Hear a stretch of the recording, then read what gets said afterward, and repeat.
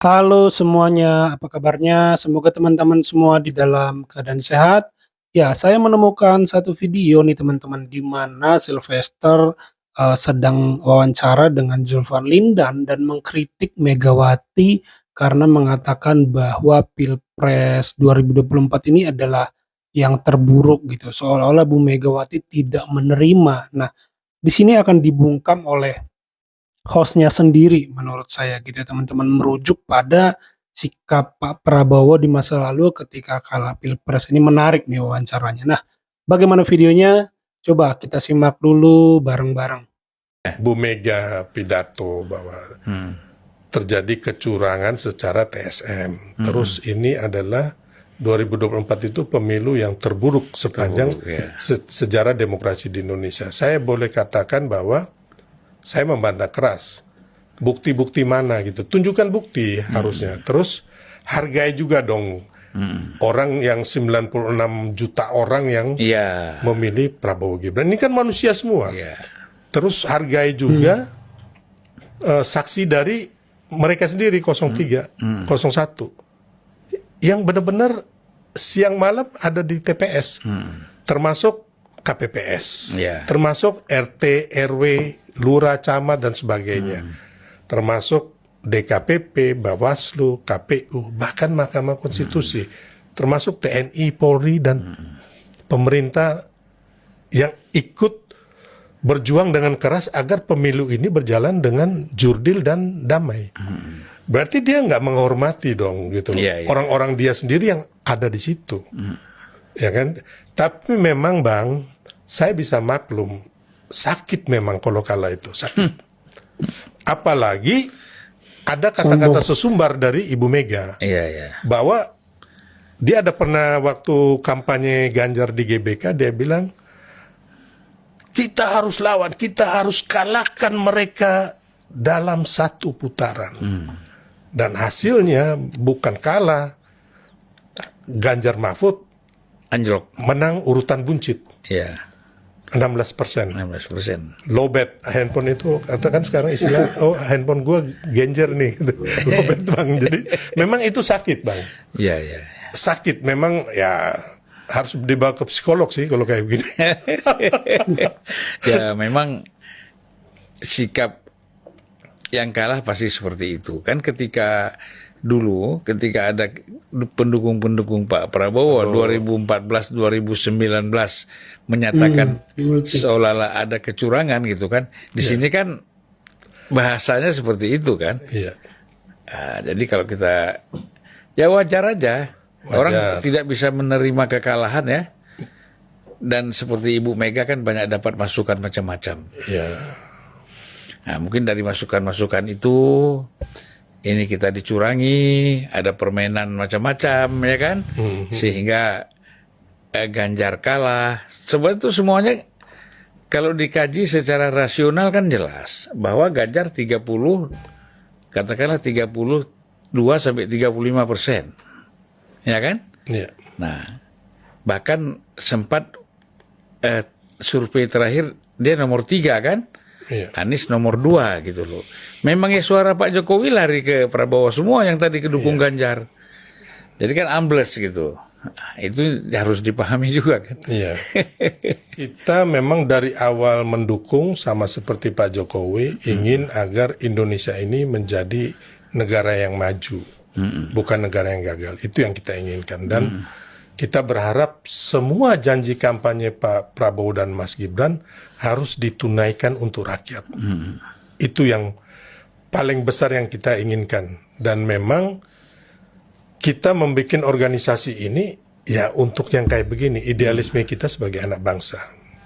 Itu yang kita ya artinya sampai nanti ya, sampai 2029 masih tetap mengawal benar pemerintahan Prabowo Gibran ya. Iya, kita akan terus mengawal sepanjang mereka juga berbuat untuk rakyat. Tapi ketika mereka ya namanya orang melakukan kesalahan, kita juga akan koreksi yang paling depan. Kita tunggu statement Bang Sylvester yang mengatakan kalau berbuat kesalahan mereka yang akan menegur atau mengkritik paling depan katanya. Nanti kita tunggu ya teman-teman. Lalu saya pikir eh, apa ya, ketika dikatakan Bu Mega mengatakan kecurangan di Pilpres itu ya, saya pikir itu lebih kepada merujuk kepada netralitas ya, agar semua pihak tuh apa ya, netral. Saya pikir itu ya rujukan daripada Bu Megawati ya, bukan perihal pas nyoblosnya, tapi lebih kepada menghimbau agar semua pihak itu netral dan setia pada rakyat lah, jangan setia pada apa ya, setia pada jabatan gitu, tapi setia pada rakyat, setia pada demokrasi ya. Saya pikir yang saya tangkap sih poin dari Bu Megawati ya itu ya waktu itu, dan tadi juga di ulti kan Bung Sylvester diingatkan bagaimana ketika Pak Prabowo kalah itu bahkan lebih parah ya teman-teman, koreksi kalau saya salah, itu sempat ada protes keras tuh kan dari pendukungnya gitu ya teman-teman. Jadi ya wajar kata Bung Zulfan Lindan tadi ya. Kita lanjut videonya. Itu Pak Amin Rais sih sebenarnya. Beliau ini kan nggak suka banget ya, kalau nggak mau dibilang benci banget sama Pak Jokowi. Jadi dia mewacanakan ya udahlah, jangan lagi ini, kalau bisa dia 3 periode aja sekalian gitu. Nah, jadi hanya sama orang-orang dekatnya Pak Jokowi diamplifikasi, Bang. Iya. Jadi mereka nggak tahu bahwa sebenarnya ini Pak Amin Rais yang memulai Mencetuskan wacana ide ya, ini, ya. supaya seolah-olah Pak Jokowi ini haus kekuasaan. Jadi Amin Rais ini menyatakan itu bukan mendukung, maksudnya mengejek ya. Ngejek sebenarnya. Hanya yang di kita itu akhirnya mendukung ya, terus sampai perpanjangan masa jabatan presiden. Tapi Pak Jokowi itu sebenarnya membantah. Saya masih ingat di 19 Desember 2021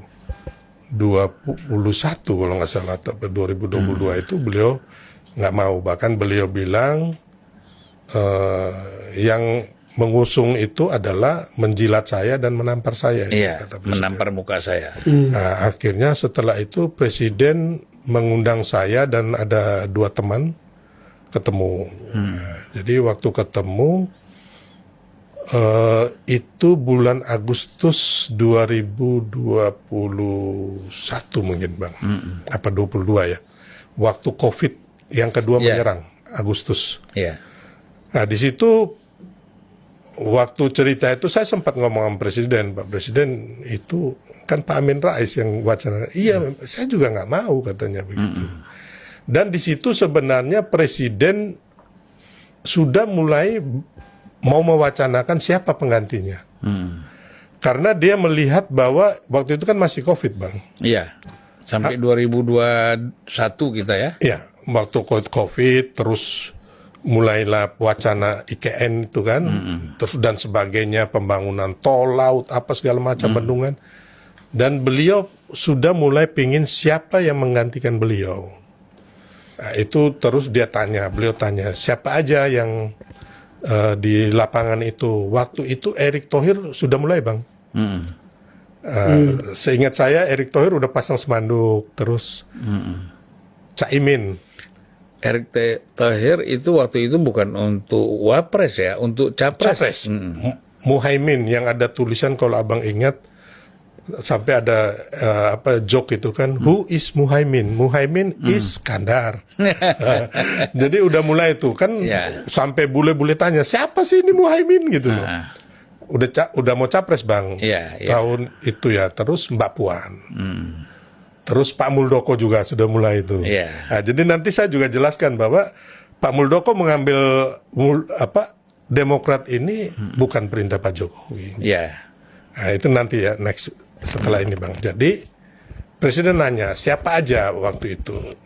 Terus kami cerita bahwa ini Mbak Puan udah pasang spanduk, Erick Thohir, terus Caimin.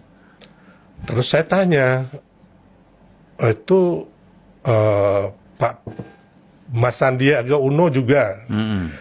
Ya hanya Presiden bilang, hanya kasihan Mas Sandiaga Uno nggak punya perahu. Karena Pak Prabowo mau maju sendiri. Itu menurut Pak Jokowi ya. Waktu itu dia masih di Gerindra ya, Sandiaga Uno. Sandiaga Uno masih Gerindra masih. Iya. Nah, terus nantinya akhirnya saya ketemu sama Mas Sandi di kantornya dan di rumah. Saya yang menyarankan dia supaya ambil alih partai, beli partai. Itu loh. Oh, beli partai supaya ada perahunya. Ada karena Ya itu ya teman-teman, kalau komentar saya sih hanya untuk video pertama yang kita saksikan, di mana Bu Mega coba dikritik tapi diingatkan kembali oleh Bung Zulfan Lindan ya tentang kekalahan Prabowo. Kalau menurut teman-teman bagaimana atas video yang kita simak? Coba tulis di kolom komentar. Itu saja video kali ini. Terima kasih buat teman-teman yang sudah menyimak sampai selesai. Sampai jumpa di video saya selanjutnya.